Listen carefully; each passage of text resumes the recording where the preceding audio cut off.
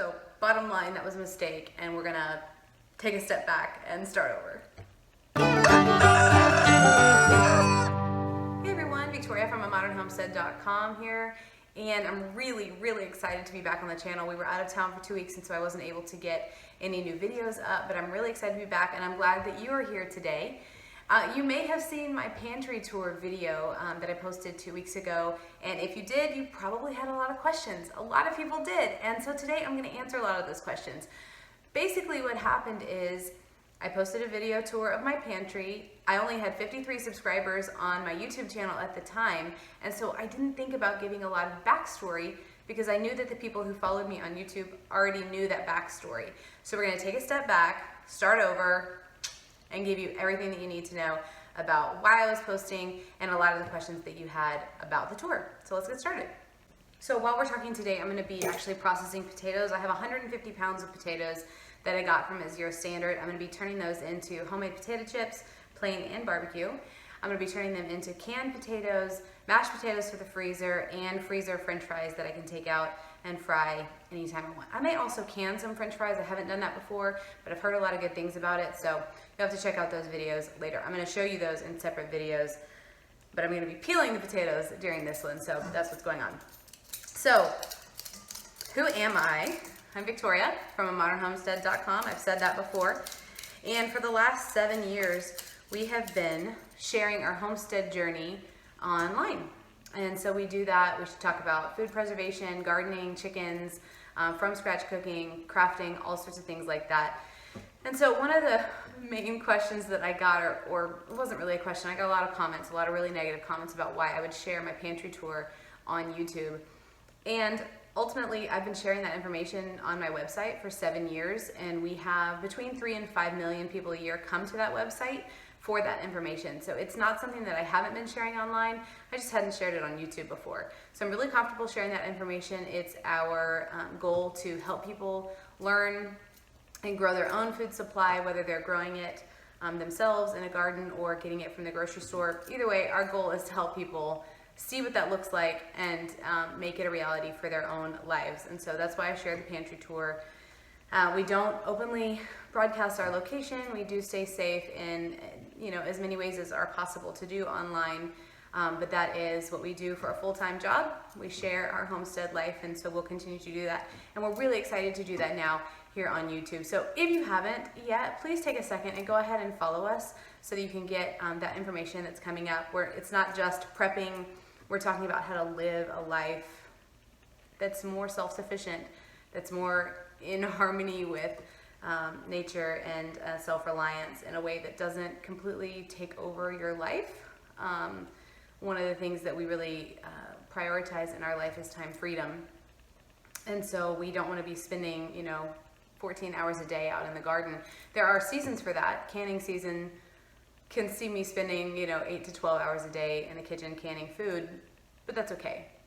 That's for a season. So be sure to like this video, subscribe, and follow us for tips on how we do that in a way that is much more reasonable. It's called a modern homestead because we have other things that we like to do as well, not just spending all of our time outside tending gardens and animals. So that's what we're going to be doing here.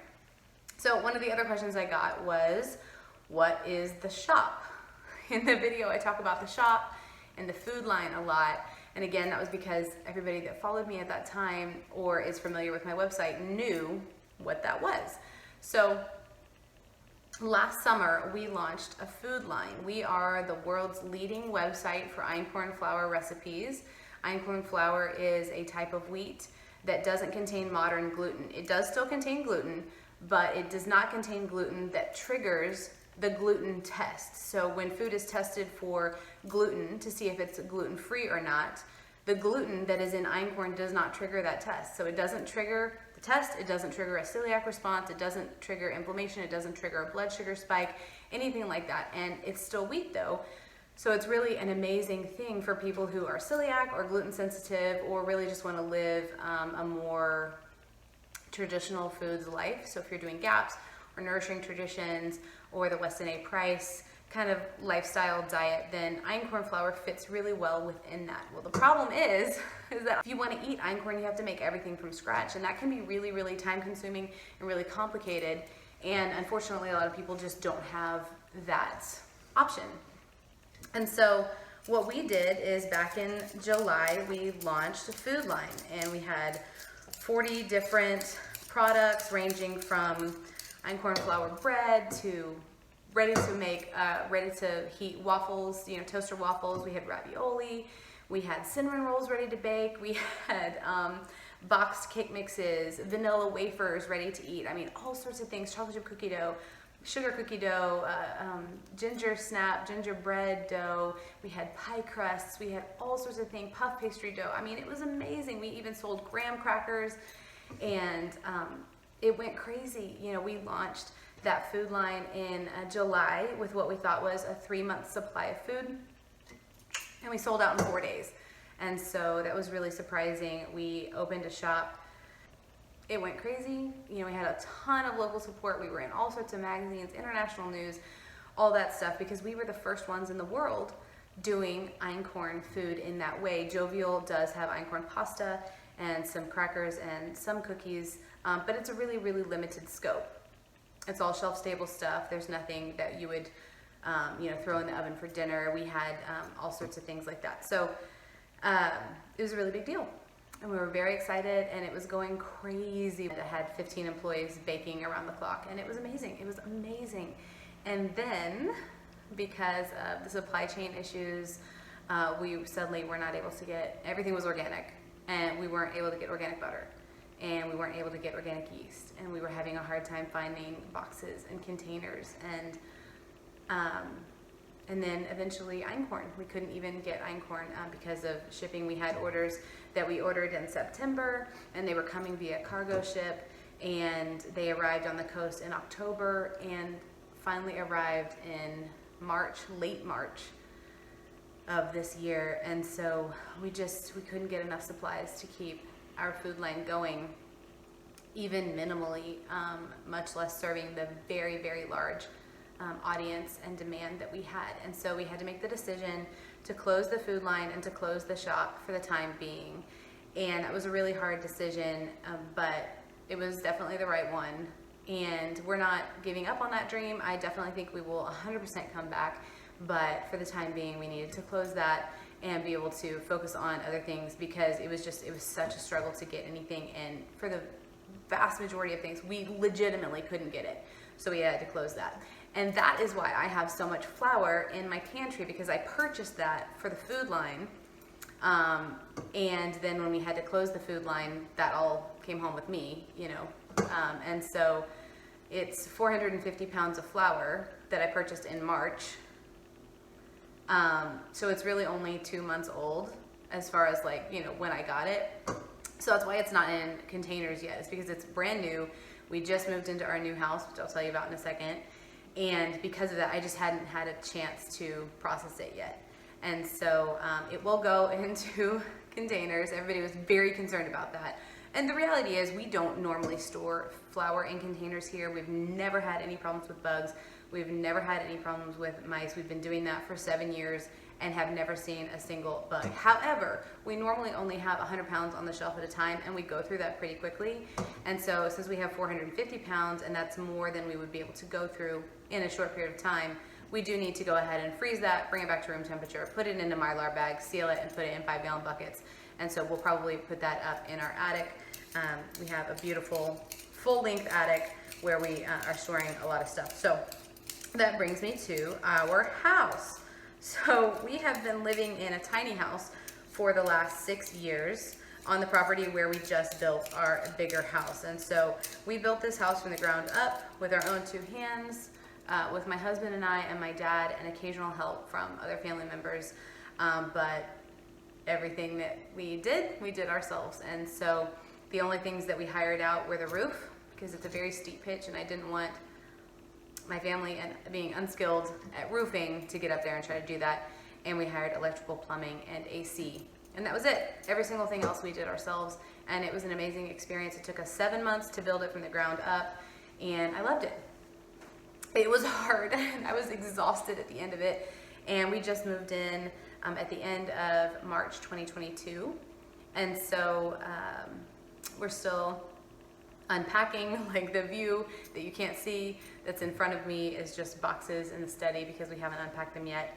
And you know, I worked really hard to get the pantry unpacked because I wanted to share it. I was so excited about having that beautiful space. What's up? Okay. And so that is actually one of the only places that is fully unpacked and like ready to show. So I was excited to share it with you. And that is the Homesteader Victoria house plan from homesteadhouseplans.com. I will link that in the video description. A lot of people have asked about it. A lot of people were really concerned about me sharing my floor plan online also, and I'm not sure why.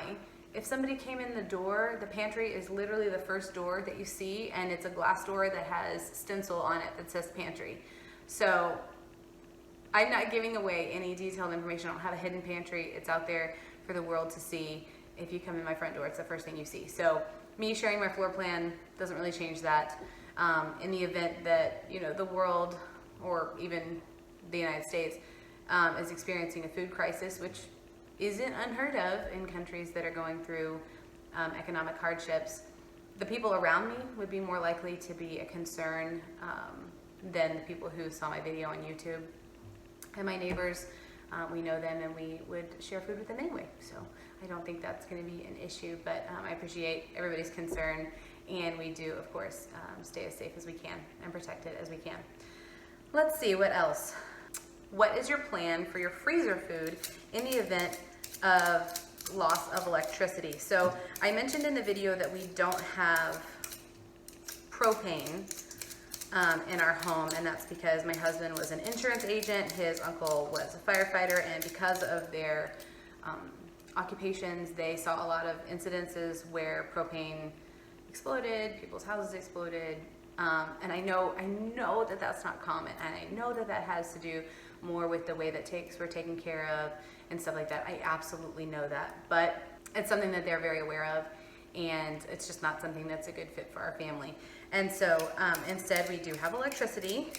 We're hoping to, you know, out where we live, there's not natural gas, and so it would be great to have that available in the future. And there is a line that's coming in pretty close to us, like maybe 5 miles away, so we're hoping that it makes it out here eventually, but it may not. And so we have electricity for right now. We are planning to get some solar power relatively soon, some panels.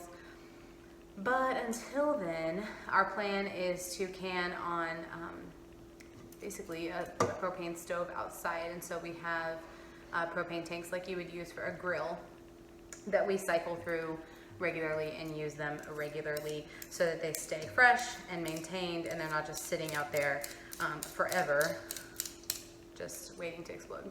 So that's our plan for canning. You know, when your power goes out, because power does go out here pretty frequently, and I grew up in Houston, and so we had hurricanes and bad weather, and the power would go out. This may be too loud, I'm sorry, I'm gonna stop.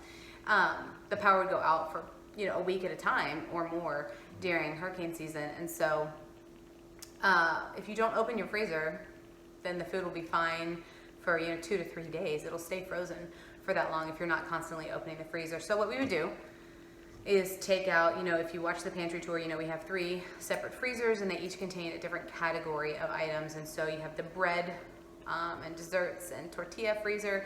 Probably take all of that out and go ahead and like fry up all the tortillas into chips so that we wouldn't lose those, because then as chips they become stable at room temperature. Then we can the vegetables. There's not a ton of vegetables in there, really. There's only about well, there's like 200 pounds of tomatoes, but I'm actually getting ready to can those shortly.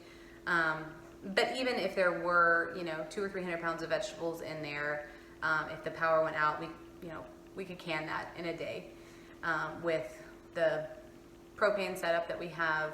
And my mom also has the same setup, and she's within walking distance. And then as far as the meat, because meat is a much more dense material than vegetables, it will stay cold longer than the vegetables would, so we would keep that until last, and we would go ahead and can all that up as stew and soup and chili and all sorts of things like that. So again, that wouldn't be terribly difficult. And that's our plan. That's it. We have a plan for everything that's in the freezers, and that's it. So there you go. Let's see what else. All of your food is going to go bad. I heard that a lot. There's no point to have that much food. It's a 2-year supply for us. Really is a 2-year supply of flour and sugar and other dried goods. We don't have 2 years worth of canned vegetables, but that's because we have a garden. We know that we have a garden. So it's a 2-year food supply for us for things that would need to be in the pantry, because we know that we're going to get fresh vegetables and fruit from our garden and our orchards and our vineyards. So the food that we have in the pantry, we actually use like a grocery store. So we will go in there and shop and make a meal plan from the pantry and use that. And then we'll replenish it from the grocery store or through bulk ordering online, so that it's always getting rotated. It's not like we let it sit there for a year and then we're like, we gotta use it all. And then we hustle to use it all before it goes bad. We're constantly using it.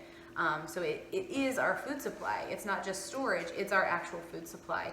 And so it's not gonna go bad before we can use it, because we use it every day. I did find during the tour that there were a couple of things that I actually did have more of than we could use in a given time period. So I've given those things away, and I don't want them to just sit in the pantry and go bad. Last year, because we had the shop, we weren't eating out of the pantry a lot, because we had a restaurant attached to the bakery and food line, and so we could just eat organic, homemade einkorn products, sandwiches, soups, salads, all sorts of stuff at the shop. And we weren't eating from home a lot because we were there every single day, all day, baking and shipping and packaging and all that stuff. So as a result, for the last year, our food supply hasn't really been getting rotated. And so I did have some things that were pretty close to expiration within a couple of months. And it was more than we could have eaten in a couple of months. So I have given that stuff away. And so it was a good point that, you know, if you don't use it, it'll go bad, but that's not the case for us. What about all the recipes that you mentioned in the pantry tour? Great question. So I am in the process of recording all of those recipes that I talked about. I talked about the harvest veggie soup, which is so good, and I'm gonna record that for you. I made, or my husband made, bone broth yesterday so that I can make green rice and show it to you. So I'm actually gonna make that today, record that video, and get it out to you. I'm making our homemade potato chips now to show you as well. And the dehydrated spinach and the squash zucchini flour are also on the docket to be videoed and shared with you. A lot of that stuff I do share on my website, but it is different to see it, I know, than to read an article about it. I think that that's it, y'all. I think that that's all the really big questions that we had from that video. And if you have any other questions, just let me know. And I'll either do another video or just respond to your comments. I do actually read all of the comments. We've gotten thousands and thousands of comments over the last couple of weeks as the pantry tour kind of went viral for me. It's up to like 53,000 views, which, you know, for somebody who only had 53 followers, a lot of views. So I actually have been reading all of the comments and responding to them. So feel free to ask questions in the comments, and I will get back to you as soon as possible. For right now, I'm gonna get on with this potato peeling because I've got 150 pounds of potatoes to peel, and time is a ticking. So I hope you all have a great day. Like I said before, please subscribe to our channel. It helps us out, and it helps you see when we have new videos out. Like this video, and it will help more people see it also, which we appreciate. And yeah, I look forward to sharing more videos with you soon, and thank you so much for being here. We'll talk to you later.